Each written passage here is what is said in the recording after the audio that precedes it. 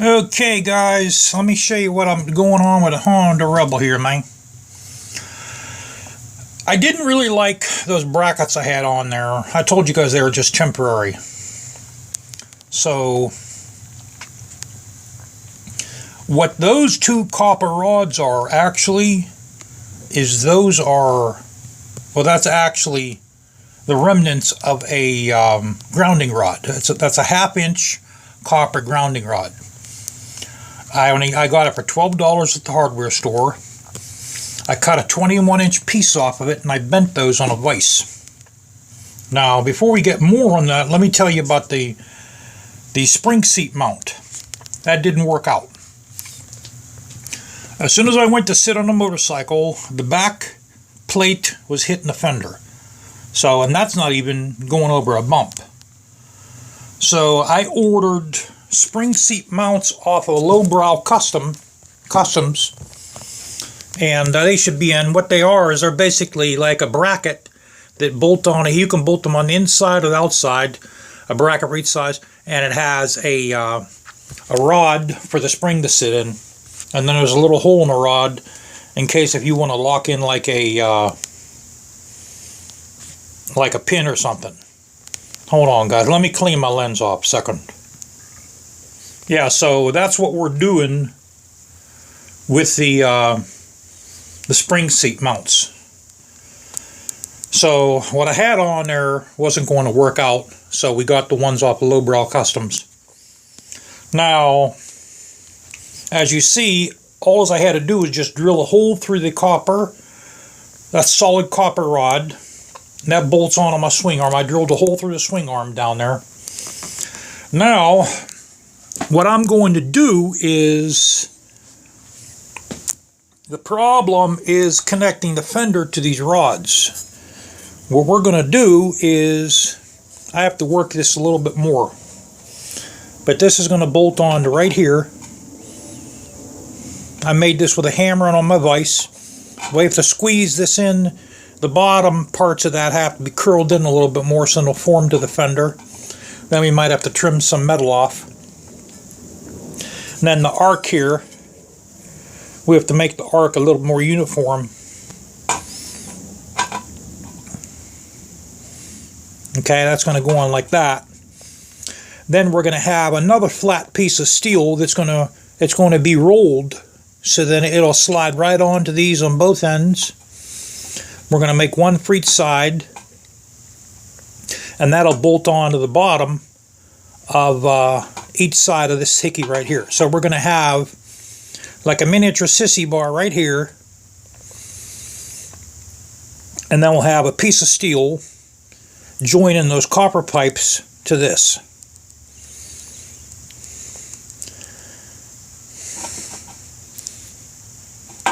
So I'm going to have to heat the, this is soft steel. We're going to have to heat it up so that it'll slide right over there like that. We'll make all that on a vise. And then it'll bolt on through those holes there.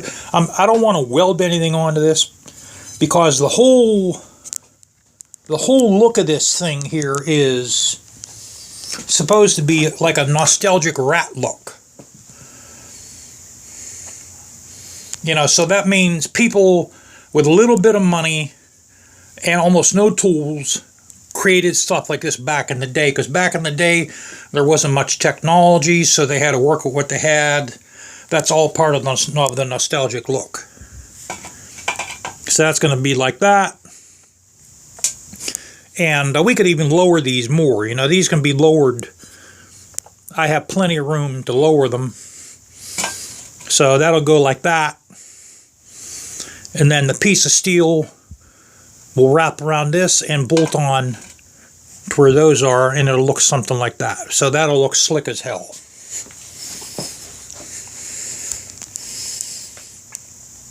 And then what we'll do also is we're going to spike the ends just a little bit more on here. I'm going to make them a little bit more pointed. We'll spike them out a little bit more on the bottom. And then I'll grind down the whole hickey And I don't know if I'll paint them or what. I might spray paint them black. I might not.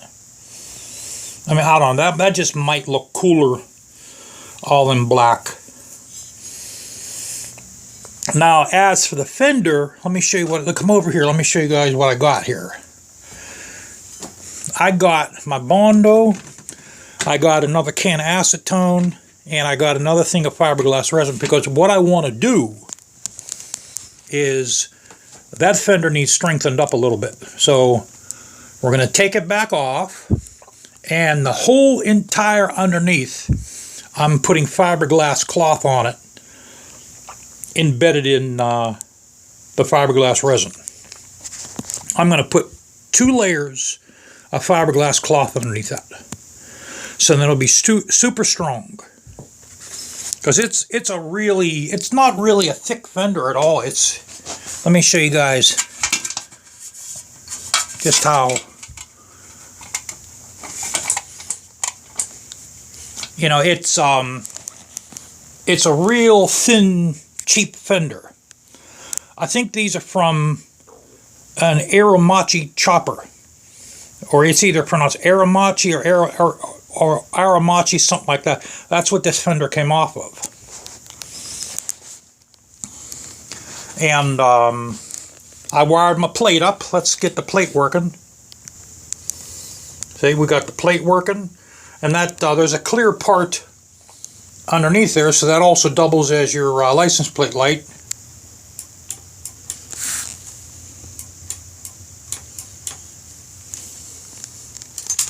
And there you go, guys. So yeah, that's what we're going to do there. We'll have that mini sissy bar here, and then where's my other piece of steel? I have that other bar laying somewhere around here.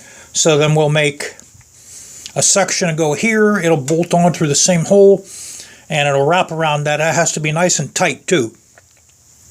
It'll wrap around this, and we'll do that on the vise, and we'll just slide it right over, and we'll tighten these down. This will be strong once it's bolted, once it's torqued down a little bit, and it'll keep the Fender nice and centered, and that'll be that. So you can see down there a little bit better. Now, I didn't tuck all the wiring in here yet. What we're going to do is I'm going to put the wiring in first, and then the fuse box in last. I need to make like a bracket, maybe like a C bracket, probably about that high and that long. Okay, that'll bolt into, that's the fuse box bolt right there. We're going to take the fuse box out, and we'll make that C bracket, and underneath the C bracket we'll stuff all these wires in like that, and then the fuse box will sit on top of the C bracket. That way there, the fuse box will be easily to get to. You can get to it easy. That's how we're going to do that. And this needs patched up a little bit here. That's going to need patched a little bit on each side. I can hit that with no problem. Then we'll fill these holes in, and we'll make a top for it. So, okay guys, I'll catch y'all later on.